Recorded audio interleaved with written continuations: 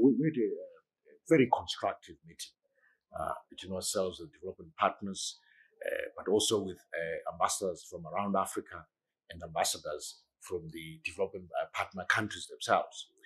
And the nature of our discussion really was around, basically sharing with them our policymaking experiences so far, the level of support they've given us so far, and we were all able to conclude that really at the end of the day, the mantra of austerity, which drove our budget for 2019, has largely achieved what we're aiming to do, which is to contain the budget deficit and also contain the current account deficit, which gave us the confidence to launch a currency.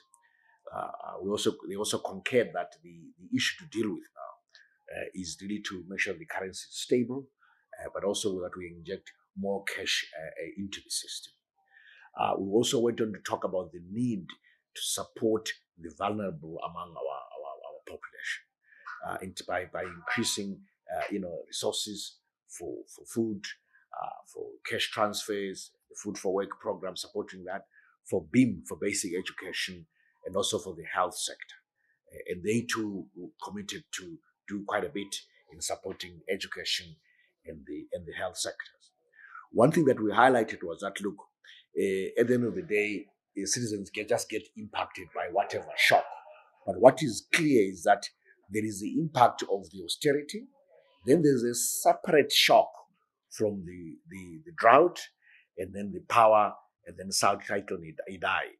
Those shocks are far removed from the shocks of austerity. But we know that at the end of the day, citizens tend to mix those. We want them to understand that those are two separate things. So going forward into 2020, our shift is more to support productivity, to support job creation, is to support growth.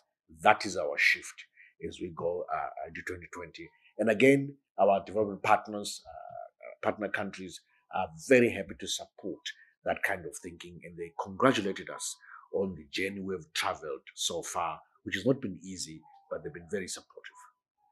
So, if they also assured you that they also provide support, if so, in what form?